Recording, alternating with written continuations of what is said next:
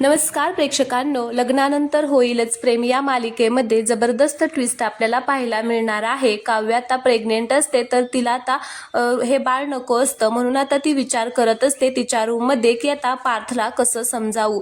तेवढ्यातच तिकडून रम्या येते आणि तिला डायरेक्ट आता मिठी मारते। आता खूप खुश झाल्यासारखं नाटक करत असते आणि तिला म्हणत असते की कॉंग्रॅच्युलेशन कॉंग्रॅच्युलेशन काव्या, मला ना काल रात्री आईने गुड न्यूज दिली, मी तर एकदम खुश झाले। मी खरं तर काल रात्रीच येणार होते तुला कॉंग्रॅच्युलेशन करायला, पण म्हणलं तुम्ही तुमच्या पर्सनल पेसमध्ये असाल ना म्हणून मी नाही आले। पण काव्या आता खूपच विचारामध्ये असते।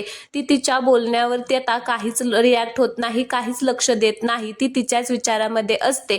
तर रम्या तिला म्हणत असते की काव्या कुठे आहे तू नक्की, अगं मी आले, माझ्याबरोबर बोल। तर काव्या काहीच बोलत नाही, म्हणून आता रम्या म्हणत असते की एक काम कर, या दोन बोटांपैकी एक बोट निवड। मग आता काव्या म्हणते की निवडल्यावर काय होणार आहे, अगं कशासाठी हे, मला नाही असं काही करायचं। तर रम्या म्हणत असते की अगं एक बोट निवड पटकन।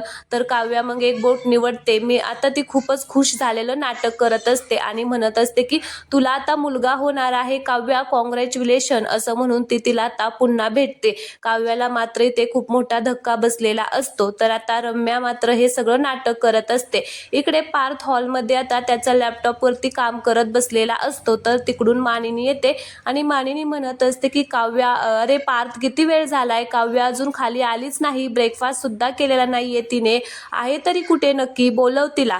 तर पार्थ म्हणत असतो की त्या असं म्हणून तू आता वरती जिन्याकडे बघतो। तर काव्या मोबाईलवरती काहीतरी बघत खाली येत असते। तर आता तो तिला बघून म्हणत असतो की ते बघ ते आल्यात। तर आता काव्या मोबाईलमध्ये बघत होती, ती पायऱ्यावरून खाली उतरत असते। खरं तर ती व्यवस्थित अंदाजाने उतरत असते, पण पाठीमागून रम्या येते आणि खूपच अशी जोरात पळत तिच्या पाठीमागे येते आणि मुद्दाम तिला असं ढकलते आणि पुन्हा पकडण्याचं नाटक करते। कारण तिला काव्याला पाडायचं असतं, पण लगेच नाही, तिला आता फक्त असं दाखवायचं होतं की काव्याच पायऱ्यावरून नीट चालत नाहीये असं म्हणून तिला आता ढकलते आणि मग पुन्हा आता तिला पकडते। तर आता ते पाहून पार्थ तिकडे ओरडतो आणि म्हणतो की रम्या, त्याला ओरडून तो लगेच तिथे जिन्यापाशी जातो आणि म्हणत असतो की काय करते अगं तू, पडल्या असते ना त्या। तर आता रम्या नाटक करत म्हणत असते की पार्थ, अरे मी काय केलंय, तिचाच तोल गेला म्हणून मी तिला आधार दिला। काव्या काय झालं ग, तुझं लक्ष नव्हतं का, जपून पावलं टाकली पाहिजेत ना असं म्हणून आता नाटक करत हसत असते। तर काव्याला आता पार्थ धरून आता तिकडे चेअरवरती नेऊन बसवतो। तो आता खूप घाबरलेला असतो। रम्या मात्र खूपच अशी ॲटिट्यूडने हसत असते, कारण तिला असं वाटत असतं की मी हे नक्कीच करणार आहे, एक दिवशी काव्याला मी ढकलून देणारच आहे, पण आत्ता नाही, थोड्या दिवसांनी। तर इकडे काव्या हॉलमध्ये बसलेली असते। तिकडून आता नंदिनी तिच्यासाठी कलिंगडाचा ज्यूस घेऊन आलेली असते। ती म्हणत असते की तुझ्यासाठी मी घेऊन आलेली आहे काव्या, साखर नाही, एकदम गोड आहे, छान वाटेल, घे ना। तर काव्या म्हणत असते की ताई, तू पण ना जेव्हापासून देशमुख झाली आहे ना तेव्हापासून माझ्या आवडी विसरली का ग, मला नाही आवडत कलिंगड। तर स्वतः म्हणत असते की अगं बाई, कलिंगड नाही आवडत का तुला, मग काय आवडतं तुला ते सांग। मग काव्या म्हणत असते की चिक्कू, द्राक्ष, पपई, अननस आणि हा सगळ्यात जास्त मला आंबा आवडतो। तर आता सगळेजण हसायला लागतात।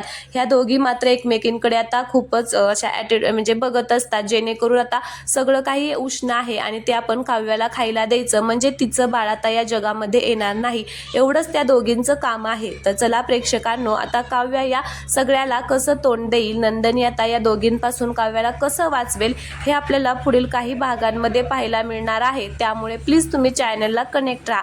व्हिडिओ आवडला असेल तर चॅनलला सबस्क्राईब करा आणि व्हिडिओला लाईक करा। धन्यवाद।